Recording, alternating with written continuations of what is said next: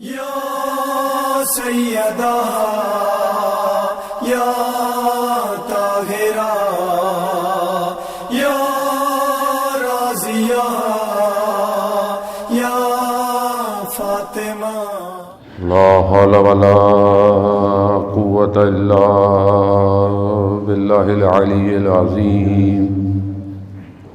حسبنا الله ونعم الوكيل، نعم المولى ونعم النصير.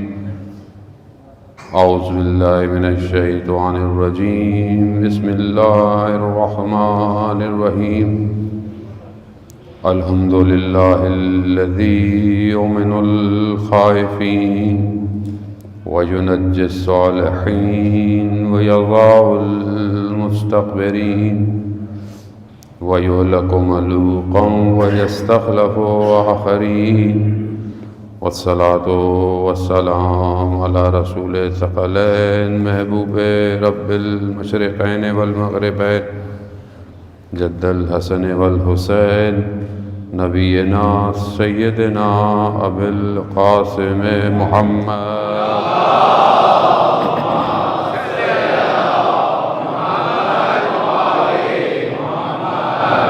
وعلى آلہ الطیبین الطاہرین المعصومین، لا سیما بقیت اللہ فی الارضین. روحی وارواحنا لتراب مقدم الفدا ولعنت اللہ علی اعدائهم اجمعین. بسم اللہ الرحمن الرحیم. رب اشرح لی صدری ویسر لی امری واحلل عقدۃ من لسانی یفقهوا قولی. اما بعد فقد قال اللہ تبارک تعالی فی کتاب الحکیم والقرآن المجید وما خلقت الجن والانس الا لیعبدون. صلوات بھیج محمد.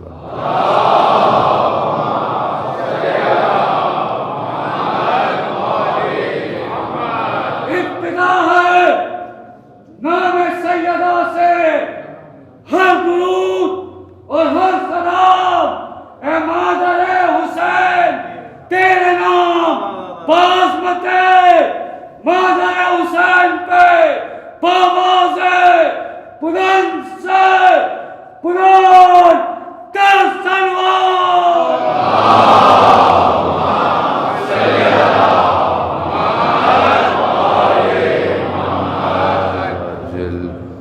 عزاداران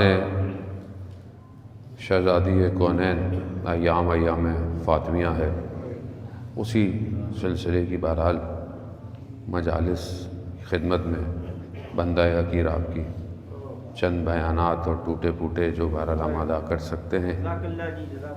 بہرحال بی بی کے فضائل تو ہم بیان نہیں کر سکتے، چاہے وہ ظاہری کیوں نہ ہو. وہ نوری خلقت کو تو ہم ویسے بھی قاصر ہیں بیان کرنے سے، لیکن بہرحال جتنا انسان ادراک رکھے اسے معرفت حاصل کرنی چاہیے. اور معرفت حاصل کریں گے تو قریب آئیں گے اور قرب ہی نجات دے گا. دوری جو ہے وہ اسی لیے ہے کہ لوگ معرفت نہیں رکھتے، اور جب معرفت نہیں ہوگی تو عمل نہیں ہوگا، ظاہر ہے. لیکن اگر کوئی نام سے جانتا ہو لیکن اطاعت نہ کرتا ہو، ساری مشکل مدینہ میں یہی تھی. جانتے تھے اطاعت نہیں کرتے تھے. اطاعت ضروری ہے زان محترم. جانتے تو تھے، جانتے تھے کون ہے، لیکن اطاعت نہیں کی. تو ہمارا لیے ضروری ہے کہ ہم اطاعت کریں، پہچانیں، مانیں، اور نہ صرف ظاہری طور پر انفرادی طور پر بلکہ اجتماعی طور پر ایک فیملی کے ہوتے ہوئے کہ گھر کیسا ہونا چاہیے، بی بی کیسا گھر چاہتی ہیں اس کے ماننے والے کا. بہرحال یہ جو ہے وہ چند آرائز آپ کے سماعتوں کی نظر کرنے ہیں کہ ماشاءاللہ آپ اہل علم ہیں، علماء کو سنتے رہتے ہیں، اور ہم تو بہرحال کیا بیان کریں گے. پروردگار کی رحمت جو ہے وہ بہت وسعت رکھتی ہے. رحمت جو ہے وہ اس کی واسع ہے. جتنی انسان کے اندر ظرفیت ہوتی ہے انسان اتنی رحمت کو اپنے وجود میں ابزارو کرتا ہے.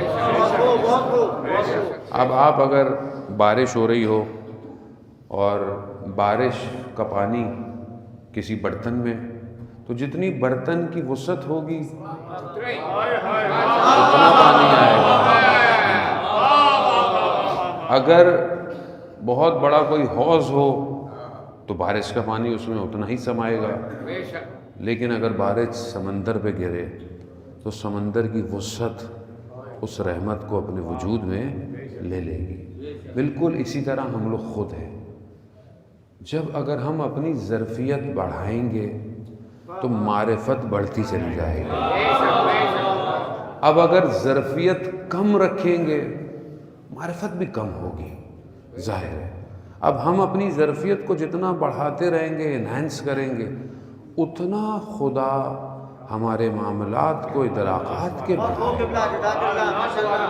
اب ہم اس کو کس طرح بڑھائیں، کیا کیا انجام دیں؟ تو بہرحال اس لیے ہم لوگ ان مجالس میں آتے ہیں کہ جو ہمارے معرفتیں ہیں جو پہلے تھی، جب مجلس سے نکلیں تو معرفت میں اضافہ ہو.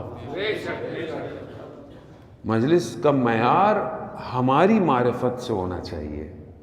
مجلس کا معیار مجمع سے، مجلس کا معیار ظاہری مجلس کی کامیابی میں نہیں ہے. آپ کی معرفت میں کتنا اضافہ ہوا تو پھر بات ہے کہ آپ کو مجلس سمجھ میں اللہم صلی علی محمد. کیونکہ اصل جو چیز کو حاصل کرنا ہے وہ آپ نے حاصل کرنا ہے. اور جب ہم اپنے وجود کو اتنا بڑھائیں گے کہ ہم اس جگہ کی قدر، مجلس کی، عزاداری کی، امام بارگاہ کی، مسجد کی قدر کو رکھیں گے تو پھر ہم ظاہر آئیں گے بھی ویسے ہی. یعنی پھر ہم ایسے نہیں آئیں گے کہ بس میں ایسے اٹھ کے چلا جاؤں، نہیں. پھر باوضو آئیں، ادب کے ساتھ آئیں، احترام کے ساتھ آئیں، استغفار کر کے آئیں. کیوں؟ کیونکہ در در سیدہ کا ہے، عام در نہیں ہے. آپ جائیں کھٹکھٹائیں. یہاں قرآن کہہ رہا ہے بغیر اجازت کے ان گھروں میں داخل نہیں ہو سکتے. بغیر اجازت کے ان گھروں میں آپ داخل نہیں ہو سکتے. اجازت لو. خوب ہم اذن دخول پڑھتے ہیں حرم میں جانے کے لیے، وہ امام اجازت دیں گے تو جائیں گے. تو یہ بھی بہرحال مجالس ہیں، یہاں پر بہرحال ارواح آتی ہیں، خود بیوی قبول کرتی ہیں. انسان کو اپنے آپ کو پاک صاف کرنا بڑا ضروری ہے. نفس صاف ہوگا تو معاملہ آگے بڑھے گا، ورنہ ہم بھی پھنسے ہوئے ہیں کہیں نہ کہیں. ہم بھی کہیں نہ کہیں پھنسے ہوئے. آئیں دیکھیں کہ مدینہ کا یہ گھر کیسا گھر ہے کہ جو کچی دیواروں کا گھر ہے. اور قرآن جو ہے وہ کہتا ہے کہ فی بیوتن، ایسے گھر ہیں کہ جس میں اللہ کی اجازت سے، اللہ کے اذن سے خدا کا ذکر جو ہے وہ بلندی پاتا ہے. تو رسول خدا سے مسجد نبوی میں پوچھا کہ یا رسول اللہ یہ کن گھروں کی بات ہے؟ کہا یہ انبیاء کے گھر ہیں. تو خلیفہ اول بیٹھے ہوئے تھے، انہوں نے بیوی کے گھر کی طرف اشارہ کیا، کیونکہ یہ ایک ہی دروازہ تھا نا جو مسجد میں کھلتا تھا، یہ ایک ہی دروازہ تھا. تو پوچھا کہ کیا یہ گھر بھی اس میں شامل ہے؟ تو رسول خدا فرماتے ہیں یہ گھر ان سب گھروں میں افضل ہے. تو اب یہ جو گھر تھا، یہ گھر کس چیز سے بنا ہوا تھا؟ اس گھر میں سنگ مرمر تھے، اس گھر کی چھتیں بلند تھیں. کیا تھا؟ اس کے کمرے بہت تھے، اس میں وسعتیں تھیں؟ نہیں. ہم اپنی زندگی میں انسان بہت محنت کرتا ہے اور کہتا ہے کہ بھائی میرا اپنا گھر ہو. انسان بعض اوقات سارا زندگی محنت کرتا ہے کہ گھر بنائے، کوشش کرتا ہے جتنا اچھا گھر ہو، اولاد کو آسانی ہو، نسل کو آسانی ہو، کھلا ہو، صحن کھلے ہوں، عمارت ہو. کوئی بڑی بڑی ٹاپ دنیا کی بلڈنگوں میں گھر لیتا ہے، 20 منزل پہ، 40 منزل پہ، 50 منزل پہ جاتا ہے کہ بھائی گھر ہو. لیکن یہ گھر نہیں ہوتا، جو ہم بناتے ہیں وہ مکان ہوتا ہے۔ ہم مکان بناتے ہیں، گھر افراد سے بنتا ہے۔ بہت سارے لوگ اپنی زندگی میں محنت کرتے ہیں مگر مکان بناتے ہیں، گھر نہیں بناتے۔ گھر ایسا ہو کہ جو افراد آپس میں جڑے ہوئے ہوں۔ یہ گھر ایسا تھا کہ جس نے پوری دنیا کو ایسے افراد دیے کہ بشریت انہی کے اوپر تکیہ کی ہوئے ہے۔ کیا دیا اس گھر نے؟ اس گھر نے مولا کائنات اللہم صلی علی محمد اس گھر نے امام حسن امام حسین علیہ السلام دیے، اللہم صلی علی محمد اس گھر نے جو ہے وہ زینب و ام کلثوم دیے۔ یہ گھر ہے۔ اب ان کے لیے بتانے کی ضرورت نہیں ہے کہ یہ کون لوگ تھے اور انہوں نے کس طرح اللہ کے دین کو بچایا۔ تو ہم دیکھیں کہ کیا ہمارا بھی گھر ہے یا نہیں ہے؟ ہمارے گھر کے افراد کا رابطہ، ہمارے گھر میں بھی وہی کچھ ہوتا ہے جو ان کے گھروں میں ہوتا تھا؟ تبھی تو ہم کہیں گے کہ ہم ان کے ماننے والے ہیں۔ تو ہم کیسے کہیں کہ ہم ان کے ماننے والے ہیں؟ تو ہمارا گھر لگے تو صحیح کہیں نہ کہیں سے۔ تو میں ایک حدیث تبرکاً آپ کی خدمت میں عرض کرتا ہوں تاکہ ہم تھوڑا سا اپنے آپ کو کمپیئر کریں کہ کیا ہمارا گھر ویسا ہی ہے کہ جیسا ان کا گھر تھا۔ حضرت فاطمہ سلام اللہ علیہا اللہم صلی علی محمد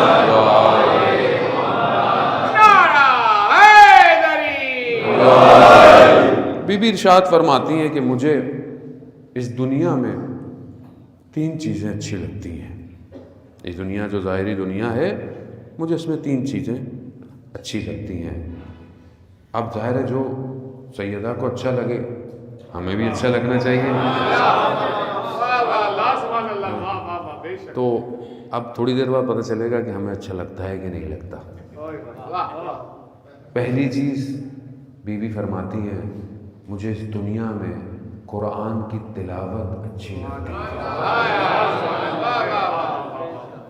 اب مجھے اچھی لگتی ہے، اب کوئی بات نہیں بولے گا۔ اللہ اکبر، صلوات بھیج دے محمد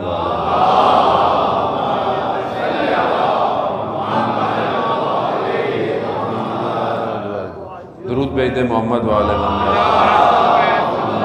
صلی علی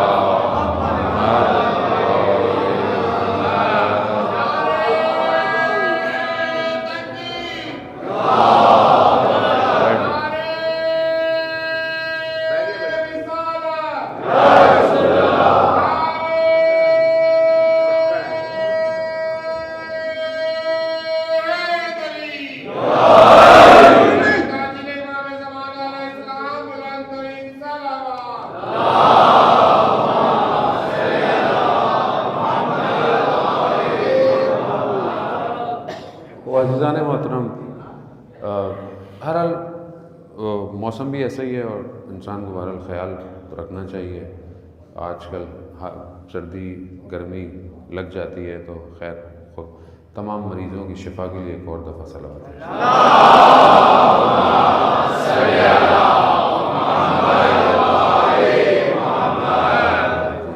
عزیزان محترم، پہلی چیز کیا اچھی لگتی ہے؟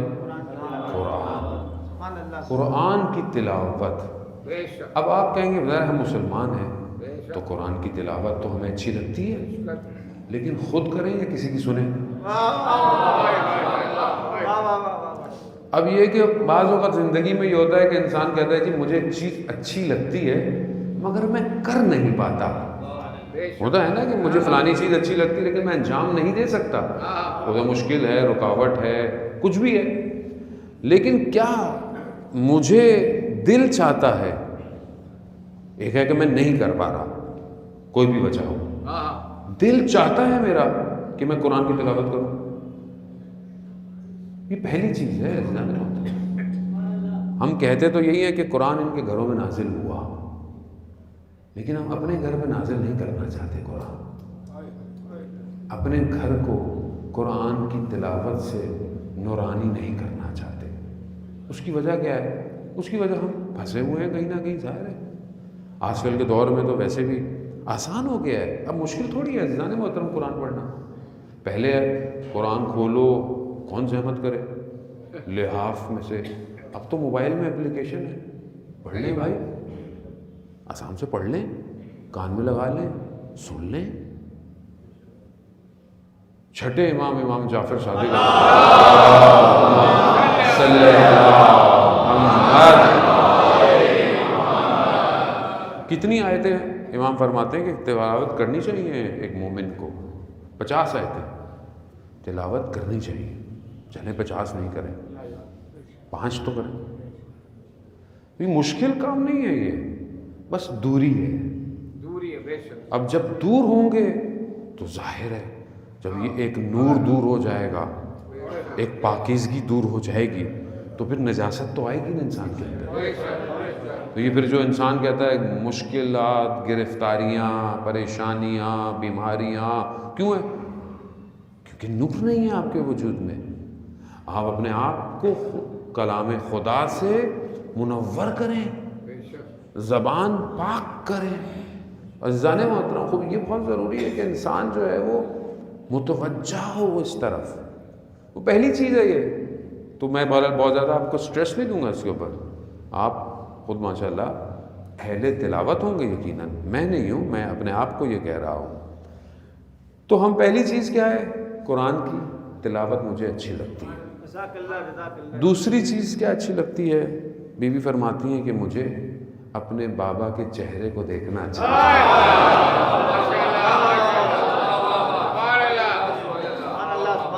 اب آپ یہ خوش ہوں گے کہ ظاہر ہے اب ہم تو مولانا اس زمانے میں ہیں نہیں، تو ہم کہاں دیکھیں؟ تو اس کا بھی میرے پاس حل ہے۔ ظاہر ہے اگر ہم رسول کے زمانے میں ہوتے تو ہم بھی، ظاہر ہے اس اول مخلوق کو کون نہ دیکھے کہ جس کے صدقے میں پروردگار کہہ رہا ہے کہ میں نے کائنات کو خلق کیا۔ لیکن یہاں تو ظاہر ہے یہاں پہ بیٹی بھی ہے، لیکن یہاں معرفت ہے، ادراک ہے، اور یہ دو طرفہ تھی، ایک طرفہ نہیں ہے۔ یہاں رسول نے بھی مطلب کر کے دکھایا۔ 3 چیزیں رسول بھی فرماتے تھے، جب بی بی تشریف لاتی تھی 3 چیزیں انجام دیتے تھے۔ کیا چیز؟ کہ جب تشریف لاتی تھی رسول خدا اپنی جگہ سے کھڑے ہو جاتے تھے۔ دوسری چیز اپنی جگہ پر بٹھاتے تھے، یعنی آخری نبی کا کھڑا ہونا 1,24,000 پیغمبروں کا کھڑا ہونا،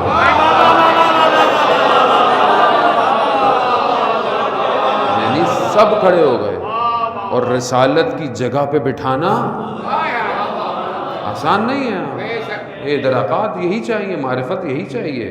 اور پھر بی بی کے ہاتھ کا بوسہ لیتے تھے، فدا ابوہا، آپ پر آپ کا باپ فدا ہو۔ اب یہ بھی فرماتی ہے کہ مجھے بابا کے چہرے کو دیکھنا اس دنیا میں اچھا لگتا ہے۔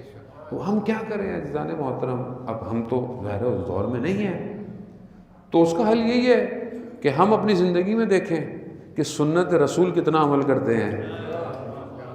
آپ بولیں گے سنت پہ ہم تھوڑی عمل کرتے ہیں، یہ تو ہمارے اہل سنت برادران کرتے ہیں، ظاہر ہے۔ تو عزیزان محترم، اسی لیے آیت اللہ سستانی حفظ اللہ فرماتے ہیں کہ اہل سنت جو ہیں وہ ہمارے برادر نہیں ہیں، بھائی نہیں ہیں، بلکہ ہمارے نفس ہیں، ہماری جان ہے۔ تو اس لیے بہرحال انہوں نے ہی کہا ہے، ظاہر ہم تو طالب علم ہیں، مہاراج ہی بتاتے ہیں کہ آپ کو آج کے دور کے اندر اتحاد بین المسلمین جو ہے بہت ضروری ہے۔ آپ حقائق کو بیان کریں لیکن احترام کے ساتھ، آپ احترام کریں۔ انگلش میں شاید میرے خیال میں یہ جملہ بہت زیادہ اچھا ایک عالم دین نے فرمایا کہ رسپیکٹ کریں، ایکسیپٹ نہ کریں، رسپیکٹ کریں۔ تو یہ علمی بات ہے، اور علمی باتوں کا علمی مباحثہ ہوتا ہے۔ ایسے آدمی منظر عام پر ان موضوعات کو چھیڑتا بھی نہیں ہے، اور چھیڑنا بھی نہیں چاہیے، کیونکہ ہر کسی کی عقل اتنی وسعت نہیں رکھتی ہے. تو آپ جب کسی کا احترام کریں گے تو لوگ آپ کا بھی احترام کریں گے. آپ فضائل بتائیں, بیان کریں, ہر کوئی احترام کرتا ہے. مجالس میں یقیناً اہل سنت ہمارے آتے ہیں, اور دنیا میں نظریات کا اختلاف مذاہب میں, فرقوں میں ہوتا ہے, یہ کوئی بڑی بات نہیں ہے, لیکن خدا نخواستہ اہانت نہیں کرنی چاہیے. یہ ہمیں خاص طور پہ ہم لوگ جو کہ مجالس کراتے ہیں, سلام پڑھتے ہیں, مرثیہ پڑھتے ہیں, یہ ہماری ذمہ داری ہے عزیزان محترم. دنیا سن رہی ہوتی ہے, دنیا دیکھ رہی ہوتی ہے. آج اگر بہت لوگ ہم سے دور ہیں تو ہمارے کردار کی وجہ سے, نہ اہل بیت کی وجہ سے. ہم نے غلطیاں کی ہیں, ہمیں اپنے کردار کو, اور ہم خوش ہوتے ہیں, ہمارا یہ بڑا مسئلہ ہے. ہمارے یہاں اگر مجلس میں شعر کو ایسا پڑھ دے جس میں جملے مارے جائیں, یہ ہماری فطرت میں مشکل ہو گئی ہے. ایسا نہیں ہونا چاہیے عزیزان محترم. یعنی یہ ایک بات دیکھیں, حقائق ہر کوئی جانتا ہے, حقائق سے آپ پردہ پوشی نہیں کر سکتے, وہ بھی جانتے ہیں. لیکن جب دوسرے مذاہب میں دیکھیں, بہت ساری چیزیں دوسرے مذاہب میں بلٹ ان ہیں, آپ اس سے کیسے بات کریں گے؟ تو آپ اپنا موقف بیان کریں, آپ بیان کریں. ابھی میں ایک شہر میں تھا تو ایک برادر اہل سنت آئے ہوئے تھے اور ملے, امام صاحب اہل بیت سے محبت کرتے ہیں اور تھوڑا پرسنٹ ہی رہ گیا. تو میں نے بولا کہ نہیں, آپ جو ہیں وہی رہیں, بس اہل بیت سے محبت کریں. اس لیے امام خمینی رضوان اللہ تعالیٰ فرماتے ہیں کہ تم ہاتھ باندھنے میں اور ہاتھ کھولنے میں لڑ رہے ہو, دشمن تمہارے ہاتھ کاٹنے میں لگا ہوا ہے. تو یہ بہت ضروری ہے کہ ہم اس طرف متوجہ ہوں. اب سنت رسول ہم کتنا عمل کرتے ہیں, کیا عمل کرتے ہیں؟ میں 2-4 سنتیں میں آپ کو بتاتا ہوں, آپ جانتے ہیں, لیکن بہرحال ہم اس کو ایز اے سنت عمل کریں گے تو ہم رسول کے قریب ہو جائیں گے. وہ کیا ہے کہ ہم بچوں کو کہتے ہیں کہ بیٹا وہ سونے سے پہلے دانت صاف کرو, مسواک کرو, صبح اٹھ کے دانت صاف کرو, ڈاکٹر بولتا ہے. تو آپ ڈاکٹر کا نام کیوں لے رہے ہیں؟ آپ بولیں کہ رسول خدا فرماتے ہیں. آپ بتائیں کہ رسول خدا کہتے تھے کہ دانتوں کو مسواک کرو سونے سے پہلے, اٹھتے وقت, حد عقل, یعنی ورنہ تو وہ ہر نماز سے پہلے بھی رسول خدا نے فرمایا ہے کہ دانتوں کو صاف کرو. اب اگر آپ یہ کہیں گے تو بچے کے دل میں محبت پیدا ہوگی. دوسری چیز, جب آپ بولیں کہ کھانا کھانے بیٹھو تو بیٹا ہاتھ دھو کر آؤ. کیوں؟ ویسے بھی ڈاکٹر بولتے ہیں ہاتھ دھوئیں, جراثیم پاک ہوں گے, ایک لاجیکل ہے. تو اب رسول خدا فرماتے تھے بیٹا کھانے سے پہلے ہاتھ دھو کے بیٹھو. اس کو پتہ چلے گا کھانے میں بھی رسول کی گفتگو ہو رہی ہے. پھر آپ بولیں بیٹا بسم اللہ پڑھ کر کھانا کھاؤ, بسم اللہ پڑھ کر خدا کو یاد کر کے کھانا کھاؤ, اور آہستہ آہستہ چبا کے کھانا کھاؤ, اور کھاتے وقت اپنے معدے کو 3 حصوں میں تقسیم کرو. تو اب یہ ساری چیزیں ہیں جسے سائنس بھی آج کہتا ہے, لیکن رسول خدا 14 سال پہلے فرما گئے. تو جب آپ یہ کہیں گے تو بچہ خود بخود رسول کے عشق میں مبتلا ہوگا. لیکن جب ظاہر ہے گھر میں یہ سب نہیں ہوگا تو پھر گھر کا بچہ کہاں جائے گا؟ تو ظاہر ہے وہ پھر دنیا کی طرف, دنیا کی چیزوں کی طرف جائے گا, پھر دین سے دور ہو جاتا ہے. پھر لوگ کہتے ہیں کہ ہماری اولاد خراب ہوگی, جس میں ہمارا اپنا قصور ہے. ہم خود رسول سے کتنے قریب ہیں جو ہم اپنی اولاد کو قریب کریں. پہلی بات تو یہی ہے عزیزان محترم. خوب یہ بڑی آسان سی بات ہے, میں بہت فلسفہ تو بیان کرنے ویسے بھی نہیں آیا, نہ مجھے آتا ہے. سادی سی بات ہے جو ہم پریکٹیکلی امپلیمنٹ کر سکیں. تیسری چیز جو سیدہ فرماتی ہیں کہ اللہم صلی علی محمد,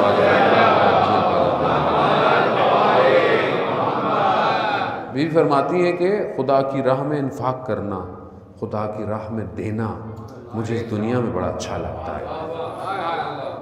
اب ہمارا مسئلہ تو یہ ہے کہ ہم تو اس دنیا میں لینا اچھا لگتا ہے, دینا کہاں اچھا لگتا ہے. دیں تو نہیں, جو ہم نے کمایا بڑی مشکل سے, ہم کہاں لوگوں کو دیں گے, جبکہ وہاں پہ کیا ہے, گھر دے رہا ہے. اتنا دیا اس گھر نے کہ قرآن کے سورے نازل ہو گئے. اتنا دیا, کیا کیا کہ جو کھانا ایک دن 3 دن سائل کو دیا, اور صرف خدا کی خاطر. آسان نہیں ہے, ملاز کے دور میں بولیں گے آپ خود سوچیں کہ روزے میں ہو، افطار کے ٹائم آپ بیٹھے ہوئے ہوں اور ایک ہی روٹی ہو، ٹھیک ہے، سائل آ جائے، گھر کا ایک فرد دے دے تو آپ بولیں گے چلو ایک نے دے دیا باقی نہیں. اتباع، اطاعت، انہوں نے تو سکھایا اطاعت کسے کہتے ہیں. جب والد نے دیا ہے تو بیٹے بھی دیں گے. دیا، پیچھے نہیں ہٹے، سب دے، آدھا دے دیتے نہیں، دیا. دوسرے دن پانی سے نمک سے روزہ کھول دیا، دوسرے دن پھر روزہ، پھر افطار، پھر وہی ایک روٹی، پھر کوئی آ گیا پھر دے دیا، پھر تیسرے دن پھر وہی افطار، پھر روٹی، پھر دے دیا. 3 دن اہل بیت نے سائلوں کو دے کر دنیا کو رزق عطا کیا ہے.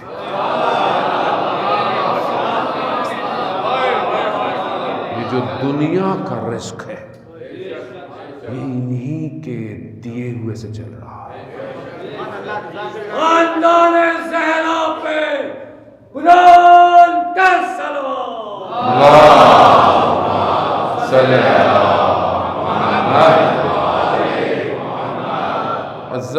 سمجھنے کو، کیونکہ ظاہر ہے ہم لوگ ذہن چھوٹے ہیں، اتنی وسعت نہیں رکھتے کہ ان معارف کو درک کر سکیں، ورنہ کائنات کا راز سیدہ ہے. ایسا ہے، اس کو مجھے شاید میں آپ کو لفظوں میں تو ظاہر ہے میں تو نہیں سمجھا سکتا، لیکن جب تک خود محسوس نہیں کریں گے آپ درک نہیں کریں گے. کبھی کوشش کر کے دیکھ لیں، کبھی کوشش کر کے دیکھ لیں زندگی میں. دروازہ کھٹکھٹائیں. مشکل یہ ہے کہ مانگنا نہیں آتا، کیونکہ ظاہر ہے اتنی بڑی ہستی سے مانگنے کے لیے بھی تو کوئی طریقہ چاہیے. لیکن ان کے یہاں منع نہیں ہے، ان کے یہاں نہیں ہے کہ آپ مسلمان بھی ہو، یہ نان مسلم بھی ہو، کوئی بھی ہو، یہ دیتے ہیں. کیوں؟ کیونکہ انہیں خدا نے عطا کیا ہے. مطلب تاریخ میں کہیں بیان نہیں ہوتا کہ کسی خاتون نے اپنی شادی کی پہلی رات اپنا شادی کا جوڑا لباس سائل کو دے دیا. کہیں نہیں ہے، کسی کے لیے نہیں ہے. ہمارے یہاں تو کہو کہ شادی جو ہے وہ سادگی سے کرو. یہاں ماں باپ ایک ہی بیٹا ہے، ایک ہی بیٹی ہے مولانا. بھائی آپ مانتے کس گھر کو؟ نہیں، وہاں کتنا ماننا ہے؟ صرف حدیث قصہ ہوگی مولانا گھر میں میلاد میں، بہت ہوا تو وہ قصیدہ چل جائے گا، بیوی کے ساتھ ہے علی کی شادی پر، یہی ہوتا ہے. اور اس سے زیادہ کیا آپ مانتے ہیں؟ باقی سب اپنی مرضی.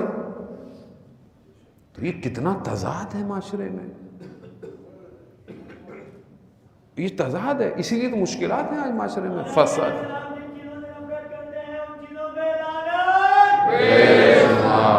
عزیزان محترم، آپ اب یہ دیکھیں نا تضاد ہے. پھر ہماری زندگیاں خراب ہوتی ہیں آج معاشرے میں. جو ناچاکیاں، اختلافات، ڈائیورس کا ریشیو، یہ کیوں ہے؟ کیونکہ ابتدا پاک نہیں ہے. اب قرض لے کے کرو، یہ لے کے کرو، سامنے والے بھی ویسے ہی ہیں. وہ بیٹے کا رشتہ لینے جائیں گے تو پتہ نہیں بیٹے کو پڑھایا تھا، پتہ نہیں کیا کیا تھا، سارا بیٹی والے گھر والوں سے لیں گے. معاشرہ ایسا ہو گیا ہے. اور پھر خدا نہ خواستہ کوئی بیچاری غریب آ جائے تو ساری زندگی تانے. آپ خود سوچیں نا کہ ہم جس معاشرے میں رہتے ہیں اس کی حقیقت یہ ہے، اور مانتے ہم کن کو ہے کہ نیا لباس دے دیا رسول خدا حضرت محمد مصطفیٰ.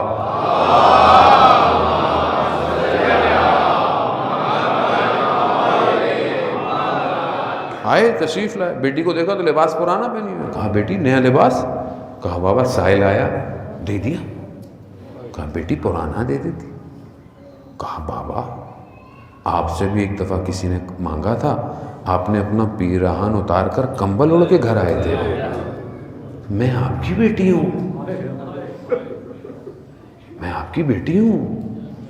عزیزان محترم، اب یہ سادگی، میں یہ نہیں کہتا کہ خدا نے جو آپ کو وسعت دی ہوئی ہے یا بہرحال آپ کو ایک معاشرے میں استطاعت دی ہوئی ہے آپ وہ نہ کریں، لیکن سادگی ضروری ہے۔ جتنا آپ سادگی سے کریں، آپ کے پاس بہت زیادہ پیسہ ہے تو آپ ان پیسوں سے کئی اور لوگوں کی شادیاں کروا دیں بھئی کوئی، کیونکہ مشکل یہ ہے کہ ہم لوگ دنیاوی، میں اپنی بات آپ کو نہیں، خدا نخواستہ دنیاوی ہو گیا ہوں۔ کیوں ہو گیا ہوں؟ ہر چیز کا فائدہ کیا ہے؟ فلانی جگہ مجلس پڑھنی مولانا، اچھا فائدہ کیا ہوگا بھائی؟ کوئی تو فائدہ دو۔ کہیں بولے گا مولانا لفافہ اچھا ملتا ہے، وہ لفافہ تو خیر ہر جگہ سے ملتا ہے، کوئی اور فائدہ بتاؤ۔ اب ہر آدمی ہمیں بھی اس طرح چاہتا ہے کہ ہم بھی ریٹرن آن انویسٹمنٹ پہ چل رہے ہیں جیسے، جبکہ بھول گئے ہیں کہ ہماری انویسٹمنٹ جو ہے وہ دنیا کی ریٹرن ادھر ہے، ریٹرن ادھر ہے۔ ہم جن سے مانگیں، جن کو وہ عطا کریں، دنیا دے بھی کیا سکتی ہے ویسے۔ اب ہم بھی ایسے ہی ہو گئے، فائدہ کیا ہوگا اس کام میں، کیا فائدہ ہوگا اس کام میں؟ عزیزان محترم، کیا فائدہ ہوگا؟ اگر کسی کی مدد کر دیں، کسی کی ہیلپ کر دیں، انفاق ہے نا، دینا ہے نا۔ روایات تو کہتی ہیں ایسے دو کہ دائیں ہاتھ کو بھی خبر نہ ہو کہ بائیں ہاتھ سے دیا گیا ہے، ایسا دو۔ اب یہ فائدے تبھی ہوں گے جب ہم ان کی معرفت کریں گے کہ اب یہاں پر سائل آتا ہے تو کیا کیا لے کے جا رہا ہے سائل۔ لیکن ہم دیکھیں، اب وہ آپ اس خاتون اول کو دیکھیں، خاتون اول حضرت سلمان فارسی بتاتے ہیں، بیان کرتے ہیں، حدیث ان سے بیان ہوتی ہے کہ جب بیوی کے لباس کو، چادر کو دیکھا جس پہ 12 جو ہے وہ پیوند لگے ہوئے ہیں تو گریہ کرنے لگ گئے، گریہ کر رہے ہیں۔ کیوں؟ خراسان کے تھے نا، فارس کے تھے، بادشاہوں کی بیٹیوں کے جاہو جلال دیکھے ہوئے تھے۔ کہا یہ اول کائنات کی بیٹی، اور یہ کئی دفعہ رسول کی خدمت میں گئے حضرت سلمان فارسی، کہا کہ یا رسول اللہ ایک ہی بیٹی ہے، کیسے؟ کہا خود فاطمہ نے دنیا کو ترجیح نہیں دی، آخرت کا انتخاب کیا ہے۔ خوب ہم آخرت کا انتخاب کریں، کوئی بھی کام کریں آپ آخرت کا انتخاب کریں۔ ہماری تو یہ حالت ہے کہ ہم تو کسی رشتہ دار کو کوئی کھانا کھلا دیں، اچھا اگلی دفعہ ان کے گھر جائیں گے، دیکھا ہم نے کیا کیا، انہوں نے ہمارے ساتھ کیا کیا۔ اللہ اکبر، ہم ہر معاملے میں ایسے ہی ہیں۔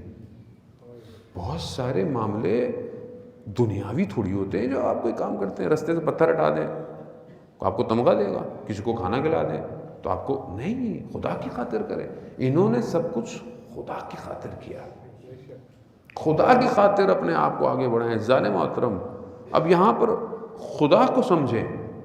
خدا تو اتنا رحمان ہے کہ وہ تو بہانے ڈھونڈتا ہے کسی نہ کسی طریقے سے بندہ میری طرف آ جائے، کوئی نہ کوئی طریقے سے آ جائے۔ ذنون مصری کے جو اپنے زمانے کا بہرحال صوفی تھا، وہ رات کی تاریکی میں تہجد پڑھنے اٹھا، برف پڑی ہوئی تھی باہر، دیکھا کہ اس کا ہمسایہ یہودی ہے اور برف کے اوپر جو ہے وہ بیج ڈال رہا ہے۔ تو اس نے بولا کہ یہ کیا کر رہے ہو؟ بیج تو زمین میں ڈالتے ہیں کہ پودے نکلیں، کچھ نکلے اس میں سے، برف پہ تو کچھ بھی نہیں نکلے گا۔ کہا کہ میں اصل میں پرندوں کے لیے ڈال رہا ہوں کہ ان کو تو کچھ کھانے کو ملے گا نہیں، تو میں نے کہا کچھ بیج ڈال دوں آ کے کھا لیں۔ تو ذنون نے کہا کہ کس کے لیے یہ کام کر رہے ہو؟ تو یہودی نے کہا خدا کی خاطر، کہ خدا۔ تو ذنون نے کہا کہ مگر خدا دیکھ رہا ہے، کہا کہ یہ تم متقین تھوڑی ہو، مطلب مسلمان بھی نہیں ہو۔ تو یہ کہہ کر بہرحال تو اس نے کہا، یہودی نے کہا کہ خدا دیکھے یا نہ دیکھے پرندے تو کھائیں گے۔ یہ کہہ کر یہ کچھ عرصے کے بعد خانہ کعبہ گیا، خدا کے گھر گیا، تو اس نے طواف کے دوران دیکھا اپنے ہمسائے کو، اس یہودی کو خدا کی بارگاہ میں گریہ کر رہا ہے۔ تو ابھی پریشان ہوا کہ یہ کہاں سے آ گیا ادھر، اس کے پاس گیا، کہا کہ تم یہاں کیسے؟ تو کہا شیخ خدا نے اس رات ان دانوں کو نہ صرف دیکھا بلکہ پسند بھی کر لیا۔ تو ذنون کہتا ہے خدا کی بارگاہ میں ہاتھوں کو بلند کر کے کہ پروردگار تو کتنا سستا خرید لیتا ہے، کتنا سستا خرید لیتا ہے۔ یعنی ہم سمجھیں کہ بہت بڑی نیکی کریں تو خدا متوجہ ہوگا، نہیں، خوب چھوٹی سی نیکی کریں، خدا دیکھ رہا ہے، اور وہ دیکھتے ہوئے آپ کو خرید سکتا ہے۔ اور جس کا خدا خریدار ہو جائے، اب خدا کیسے خریدار ہو؟ عزیزان محترم، بہرحال میں مجبور ہو جاتا ہوں جب یہ بات آتی ہے، تو میں محسن حجاجی کی بات مجھے یاد آتی، جو شہید ہوا 28 سال کا جوان، بی بی ثانیہ زہرا سلام اللہ علیہا کے حرم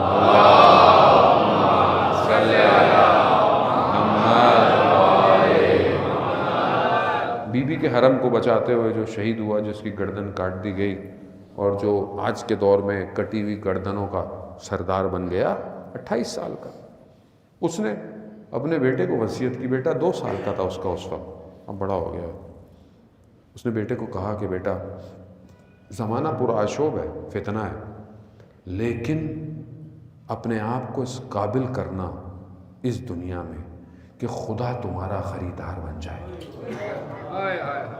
خدا آپ کو خریدے۔ یہ بہرحال ہمارے یہاں واقعہ پیش آیا، پچھلے دنوں دھرنے بھی دیے، قوم نے استقامت بھی دکھائی، اور یہ کہ مسلمانوں کی گردنیں کاٹ دی گئیں۔ عزیزان محترم، آپ خود سوچیں کہ یہ لطف نہیں ہے، 1400 سال بعد آج بھی ولایت کی خاطر گردن کٹ رہی ہے۔ گھبرا گیا، گھبراہٹ ہو جاتی ہے نا گردن کٹوانا، لطف نہیں ہے۔ ٹھیک ہے، جس کا نقصان ہوا فیملی میں وہ اپنی جگہ، ظلم ہوا اپنی جگہ، مقاومت کرنی چاہیے، حکومت کو چاہیے کہ بہرحال امنیت رکھے، تلاش کرے، لیکن اس طرف سے دیکھیں۔ آسان مطلب چاہتے کیا ہیں ہم لوگ؟ یا لیتنی کنت معکم، کاش ہم بھی ہوتے تو کیا ہوتا؟ گردن کٹنی تھی نا بھئی، بچ کے تو نہیں آنا تھا وہاں سے، اور کیا ملنا تھا وہاں سے؟ یہی ملنا تھا، گردن کٹنی تھی، بدن پامال ہونے تھے۔ تو اگر آج ہو رہے ہیں تو اور کیا چاہیے انسان کو؟ گھبراہٹ ہو گئی، مجھے لگ رہا ہے صلوات بھیج دے محمد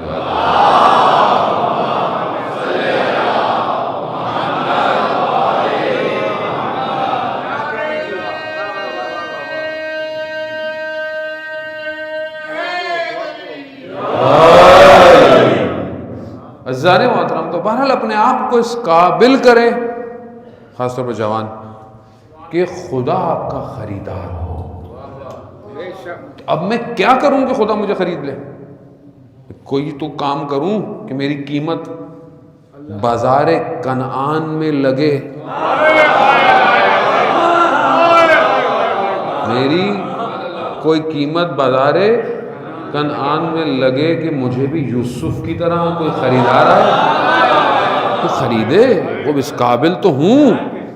تو عزیزان محترم، خوب جب ہوگا تو امتحان سے گزرنا ہے، آزمائش سے گزرنا ہے، کنویں کی تنہائی میں خدا کو سجدے کرنے ہیں، اور پھر ان 14 کا واسطہ دینا ہے، تب خدا خریدار بنے گا، ایسی قیمت لگے گی عزیزان محترم۔ تو خوب ہم اپنے آپ کو دیکھیں کہ ہم کیا رات کی تنہائی میں خدا کی بارگاہ میں کھڑے ہوتے ہیں، خدا کو سجدے کرتے ہیں۔ آپ اس گھر کو دیکھیں کہ پروردگار ملائکہ پہ افتخار کر رہا ہے، ملائکہ کو پروردگار فرما رہا ہے کہ دیکھو میری کنیز میری بارگاہ میں کیسے کھڑی ہوئی ہے۔ یہ خاصہ تھا کہ اتنی عبادت کرتی تھی کہ پاؤں سوج جاتے، ورم آ جاتے تھے۔ خوب کوئی بزرگ عبادت کرے تو اب سمجھ میں آتا ہے، لیکن جوان کتنی عبادت کرے گا کہ پاؤں سوجیں گے اس کے؟ تو اس کا مطلب ہے کہ عبادت اپنی کمال پہ ہے۔ تو ہم اپنی قیمت کو پہچانیں. میں بہرحال میرا مخاطب جوان ہے کہ ہم اپنی راتوں کو ضائع نہ کریں یہ دنیا کے سوشل میڈیا اپلیکیشنز میں, یوٹیوب میں, نیٹ فلکس میں. اپنی قیمت کو پہچانیں. آپ کا خدا کی بارگاہ میں گرا ہوا ایک آنسو خدا کو بہت عزیز ہے. خدا کہتا ہے کہ یہ جوانی میں دنیا کی لذتیں انجام دے سکتا تھا مگر چھوڑ کر میری بارگاہ میں سجدے کر رہا ہے. تبھی تو قیمت لگے گی. کیوں, کیسے آپ کی قیمت لگی مجھے آپ بتائیں. خدا کو اس ٹائم چاہیے قیمت. کیوں؟ کیونکہ یوسف زہرا انتظار کر رہا ہے. اللہم صلی علی محمد.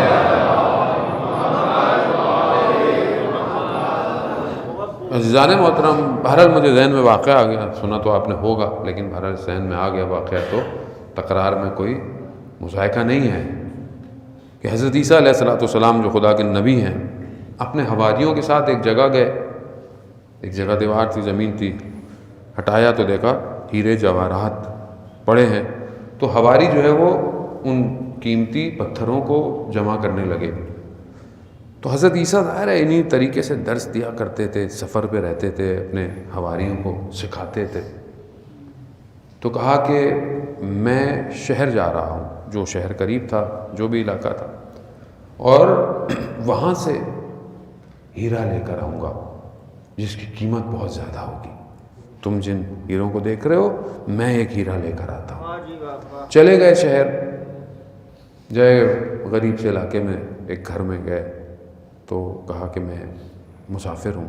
بوڑھی سی عورت تھی, اسے نہیں پتا کہ خدا کا نبی ہے.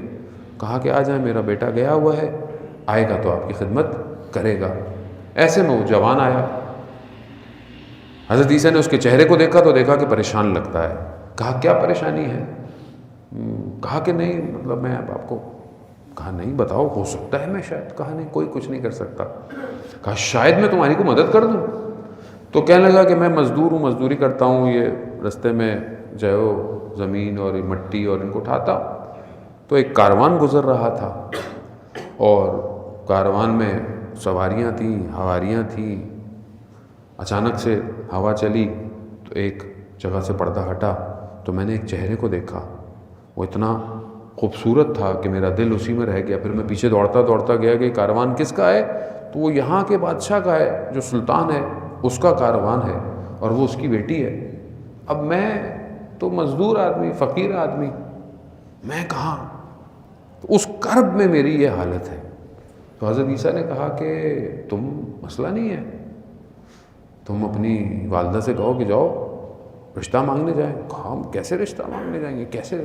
کہا کہ میں بتاتا ہوں. جنگل میں لے گئے تشت پہ, کہا پتھر جمع کرو.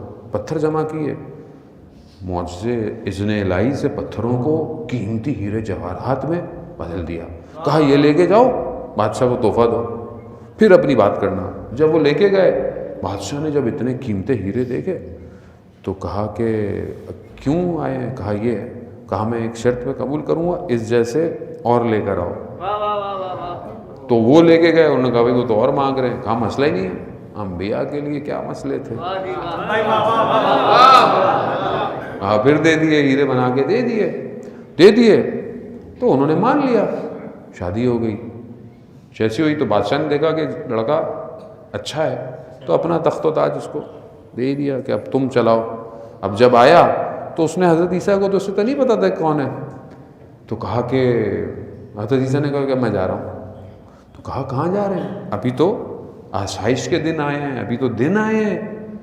کہا کہ نہیں, یہ جسے تم کامیابی سمجھتے ہو یہ کامیابی نہیں ہے, اصل کامیابی کسی اور چیز میں ہے.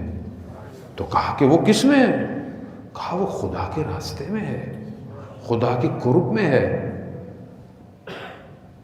تو کہا کہ اگر وہ کامیابی ہے تو اب دیکھتے ہیں کہ ایک خود شخص جب اتنا کچھ کر سکتا ہے اور چھوڑ کے کسی اور کے پیچھے جا رہا ہے تو وہ بھی بامعرفت تھا, اس نے بھی تخت و تاج چھوڑا. کہا کہ پھر مجھے بھی اسی کامیابی میں لے کے چلے. اب جب اپنے حواریوں کے پاس پہنچے تو حواری کہنے لگے کہ حضرت عیسیٰ کہ آپ کون سا ہیرا لے کر آئے، کہاں ہیں؟ کہا یہ جوان لے کر آیا ہوں،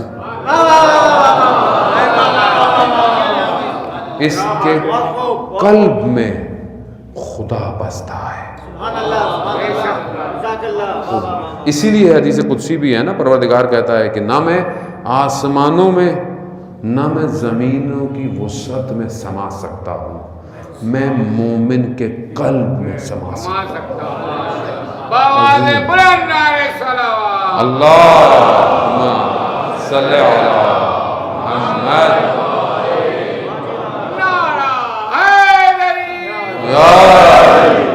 عزیزان متقو، اپنے آپ کو قیمتی بنائیں۔ آپ قیمتی بنیں گے تو آپ کی قیمت لگے گی، اور جب قیمت لگے گی تو پھر ظہور کے لیے آپ کو انتخاب کیا جائے گا۔ یاد رکھیں عزیزان محترم، بہرحال وقت بہت تیزی سے گزر گیا، آپ کی حسن سماعت نے محسوس نہیں ہونے دیا۔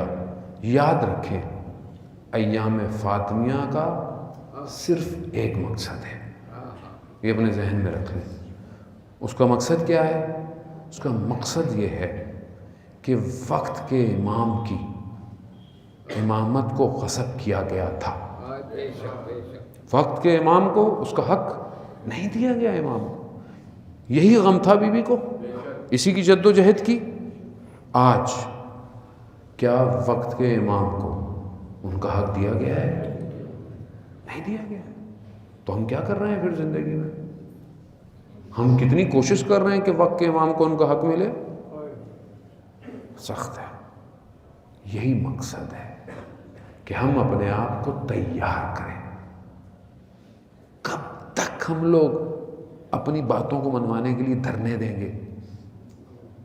انسان میں طاقت اتنی ہونی چاہیے کہ صرف اس کے چہرے سے دنیا کے سلاطین کانپنے لگے، اور یہ ناممکن نہیں ہے۔ یہ ایک شخص نے کر کے دکھایا، ایک شخص نے 40 سال صرف بات نہیں کی امام زمانہ کی، بلکہ امام زمانہ کی حکومت کے لیے 40 سال کام کیا، 40 سال، اور اس کے صرف چہرے سے دشمن ڈرتا تھا۔ اور آج اس کی شہادت کو 1 سال ہو گیا ہے، لیکن اس کے بعد بھی اس کی تصویر ڈال دیں آپ خالی فیس بک کے اوپر، خوب کیوں کہ اپنے آپ کو اس قابل کیا کہ دنیا کے سلاطین کامتے ہیں قاسم سلیمانی سے۔ اس کا مطلب ہے کہ ممکن ہے، ناممکن نہیں ہے۔ زندگی ایسی گزارو۔ شہید قاسم سلیمانی خود بیان کرتے ہیں، شہداء کی کانفرنس تھی، شہداء کی فیملیوں کی، شہید فرماتے تھے، کہتے تھے کہ شہید مرنے کے بعد شہید نہیں ہوتا، بلکہ زندگی ایسی گزارتا ہے کہ اسے شہادت ملتی ہے۔ زندگی ایسی گزاری، اور شہادت کوئی ختم تھوڑی ہے، شہادت تو ابتدا ہے۔ تو انسان ایسا بنے، پلاننگ ہو، معاشرے میں اسٹریٹجیز ہوں۔ ہم بعض اوقات ساری چیزیں اب علماء پہ ڈال دیتے ہیں۔ اب ٹھیک ہے، ظاہر ہے علماء ایک ایسی معاشرے میں پرسنالٹیز ہوتی ہیں کہ بہرحال لوگ ان کو فالو کرتے ہیں، اطاعت کرتے ہیں، لیکن ہم سب کو بھی تو اپنا کردار ادا کرنا ہے۔ کہ عالم لوگوں کی وجہ سے ہی چلے گا نا۔ اب آپ نے مقاومت دکھائی تو معاملہ ہوا، تو آپ آگے کی پلاننگ بھی تو سوچیں، اسٹریٹجیز سوچیں، علمی لحاظ سے، عملی لحاظ سے کچھ ایسا کریں اپنے لیے کہ کب تک ہم اپنی باتوں کو دھرنوں سے منوائیں گے؟ یعنی یہ تو ہر دور کی حکومت کو پتہ ہونا چاہیے کہ یار علی والوں سے ٹکر لینا آسان نہیں۔ ہاں تو ظاہر ہے ملک ہمارا ہے، ہماری اپنی سرزمین ہے، تو ہم یہاں پر ظلم چاہے کسی کے اوپر بھی ہو، ظلم تو پاکستانی پر ہے نا، انسانیت پر ہے، تو نہیں ہونا چاہیے عزیزان محترم۔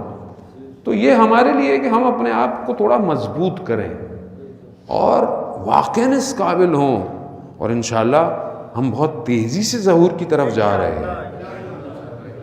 بس اپنے آپ کو تیار کریں عزیزان محترم. زمانہ ویسے بھی بڑا پورا شوب ہے, اتنا چیک اینڈ بیلنس ہو رہا ہے اللہ کی طرف سے بھی کہ پتہ نہیں.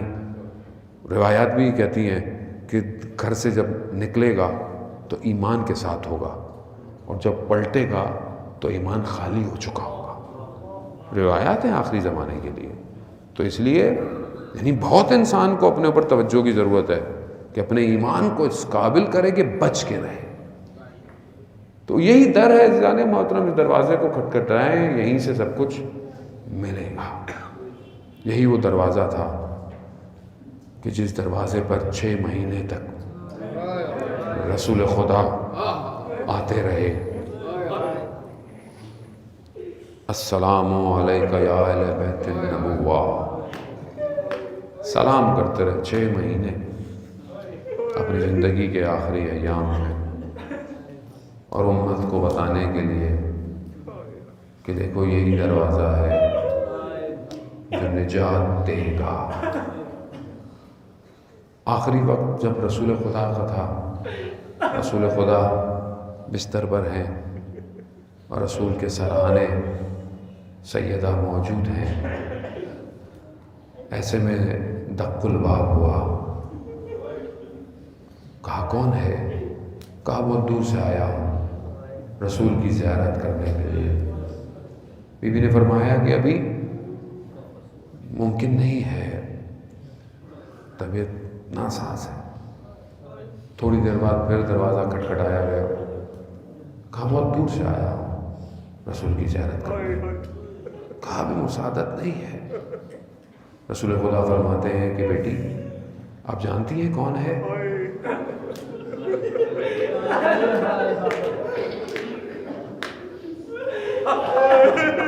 بس جو پہنچ گئے سلام بول کر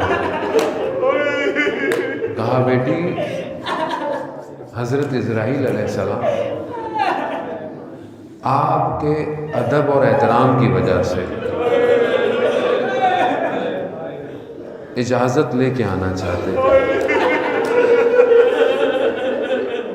السلام علیکم یا رسول اللہ. ملائکہ اجازت لے کر آ رہے ہیں, اور امت کیسے آئی؟ امت کیسے آئی؟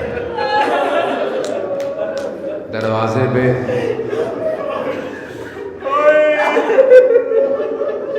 لوگ کہتے ہیں کہ اصل بہت سے لوگ اصل ان کی لوگوں کی محبت ہے, یعنی واقعاً لوگوں کے اتنی محبت ہے اس گھر سے کہ لوگ یقین کرنے کو تیار نہیں ہیں. کیسے ہو سکتا ہے؟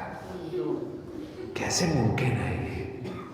کہتے ہیں دل نہیں مانتا کہ علی جیسا شجاع شخص. واقعی میں نے لوگوں کو دیکھا, وہ یہ نہیں کہتے کہ ہم انکار کر رہے ہیں, نہیں کہتے ہیں اصل اتنی سرشار ہے محبت میں, ہم سے قبول نہیں ہوتا. ان کا قصور نہیں ہے لوگوں کا. حضرت سلمان اور ابو ذر جیسے صحابی, یہ نہیں کہ ان کے اندر کوئی ایمان میں فرق آیا, نہیں. جب انسان کے اپنے اوپر مشکل آئے نا تو انسان برداشت کرتا ہے, لیکن جس سے محبت کرتا ہو اس کے اوپر مشکل برداشت نہیں کرنے دیتا. لیکن ہوا ایسا, یہی تو کمال تھا کہ سب کچھ اسلام کی وجہ سے تھا. آئے بی بی اس لیے دروازے پہ آئیں کہ شاید یہ احترام کر لے. خاتون کا احترام تو ہر کوئی کرتا ہے, وہ بھی سیدہ کا. تو بی بی نے فرمایا کہ میں فاطمہ ہوں. آگے سے کہنے والوں نے کہا کہ ہوا کرے. دروازہ کھولے,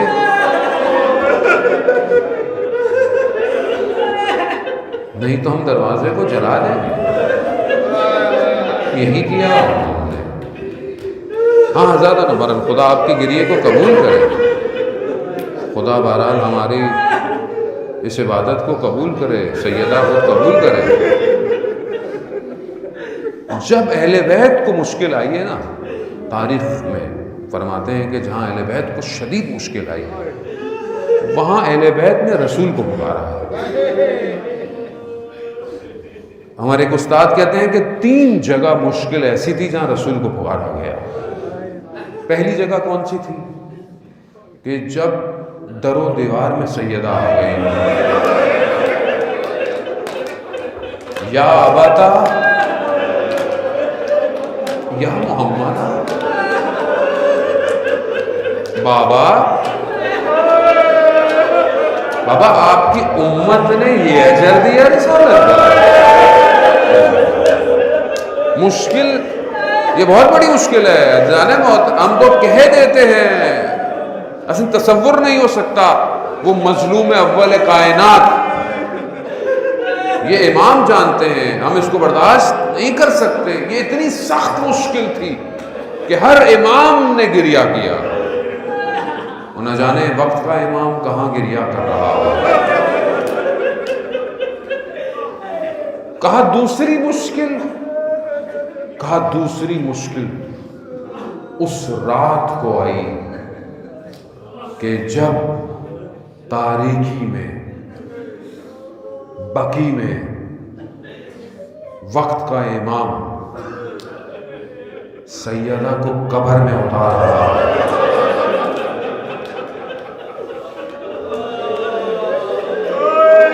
وہ علی کہ جو فاتح خیبر ہو،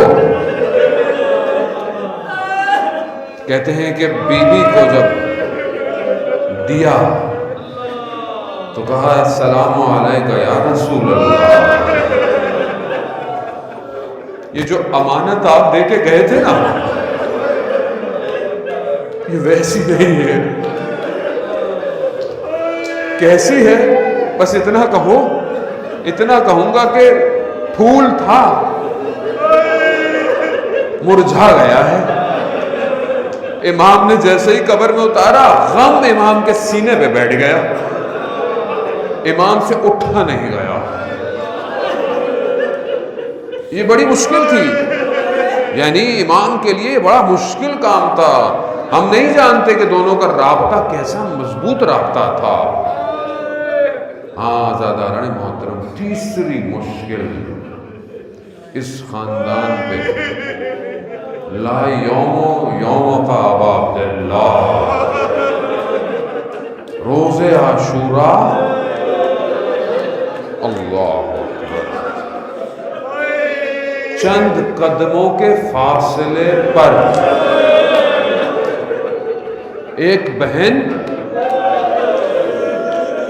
اپنی ماں کی آخری کمائی دیکھ رہی ہے۔ آخری کمائی ہے نا، بس کیا دیکھ رہی ہے کہ چند قدموں پہ کھڑی ہے، خدا کربلا کی زیارت نصیب فرمائے۔ اس تلے زینبیہ پہ دیکھیے گا کتنی اونچائی پر ہے، اور پھر اس قتل کی جگہ جو گودال میں ہے اس کو دیکھیے گا۔ یہ چند قدموں کے فاصلے پر دیکھتی رہی کہ شمر سینے پہ بیٹھا ہوا، کند خنجر سے سر کو تن سے جدا۔ جب اس سخت مرحلے سے 11 محرم کو بی بی گزری ہے نا، تو اپنے آپ کو سواری سے گرایا ہے۔ کیا کہا؟ وہاں پہ بھی یہی کہا کہ یا رسول اللہ، حاضر حسین، یہ حسین ہے، اپنے خون میں لت پت کربلا کی خاک بدن سے اڑتی ہوئی جا رہی ہے۔ ہاں زیادہ یہ آسان نہیں تھا، یہ بہت سخت مراحل تھے، لیکن اس سے زیادہ سخت کیا تھا کہ وہ بیٹی کہ جو اپنی دادی سے بڑی مشابہت رکھتی تھی، بہت مشابہت رکھتی تھی، شب عاشوراء جب مقتل میں ڈھونڈا گیا تو کہاں پائی گئی؟ اپنے بابا کے سینے پر۔ رات کی تاریکی ہے، اندھیرا ہے، اب کسے کیا پتا کس کا بدن ہے؟ سر تو ہے بھی نہیں تن پہ، مگر بیٹی باپ کے جنازے پہ پہنچ گئی، بدن پہ پہنچ گئی کہ باپ نے بلایا. یہی بیٹی، بس آپ نے گریہ کیا، میں جملہ کہوں گا یاد آئے تو گریہ کیجئے گا، بس یہی بیٹی جو رات کو سینے پہ سوئی، 11 محرم کو جب پھپھی کو دیکھا نا ایک سر بریدہ لاشے پر کہ رگیں کٹی ہوئی نظر آ رہی ہوں، پھپھی بیٹھی ہوئی رو رہی ہے، تو بچی کیا پوچھتی ہے، پھپھی جان یہ کس کا بدن ہے، یہ کس کا بدن ہے کہ جس کے بدن پر زخموں کے نشان ہیں، تیروں کے نشان ہیں، تلواروں کے نشان ہیں، نیزوں کے نشان ہیں، گھوڑوں نے پامال کر دیا ہے، یہ کس کا بدن ہے.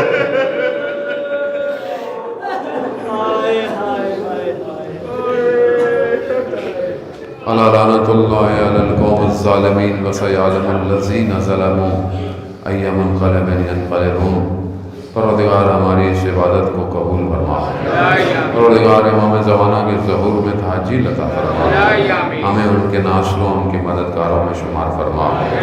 پروردگار حاضرین مجلس کی جائز خواہشات کو پورا فرما. جو بیمار ہیں خاص طور پہ جو اس وائرس کی وجہ سے یا ویسے مریض ہیں، حاضرین مجلس میں کوئی ان کے مریض ہیں، جتنے بھی لوگ یہاں ہیں، پروردگار سیدہ سلام اللہ علیہا کے صدقے شفائے کاملہ اور عاجلہ عطا فرما. جو بے روزگار ہیں رزق حلال عطا فرما، جو برسر روزگار ہیں رزق میں ترقی اور کشادگی عطا فرما. پروردگار جو مقروض ہیں غیب سے ان کے قرضوں کو ادا فرما. پروردگار عالم اسلام میں جہاں بھی مشکلات ہیں مسلمانوں کی جان مال عزت آبرو کی حفاظت فرما. ہمارے وطن عزیز پاکستان کو عزت اور استحکام عطا فرما، اس کے دشمنوں کو نیست اور نابود فرما. پروردگار ہمیں توفیق عطا فرما کہ ہمارا گھر ایسا گھر بنے جس سے بیوی راضی ہوں. ہمارے گھروں کو قرآن کی تلاوت سے منور فرما. ہمیں حج عمرہ اور زیارات کی توفیق عطا فرما. جس لوگوں نے بھی بہرحال اس مجلس کے انتظام میں خاص طور پہ خوش رخ صاحب مرزا کے جو یہاں موجود بھی ہیں، خدا ان کو صحت کاملہ اور عاجلہ عطا فرمائے.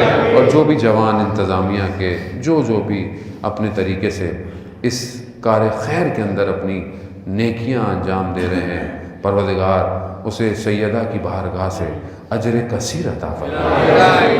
علماء اکرام مراجع اکرام کو طول عمر اور سلامتی عطا فرمائے. اللہم ارزقنا زیارت الحسین فی الدنیا و شفاعتہ فی الآخرہ. صلوات پہ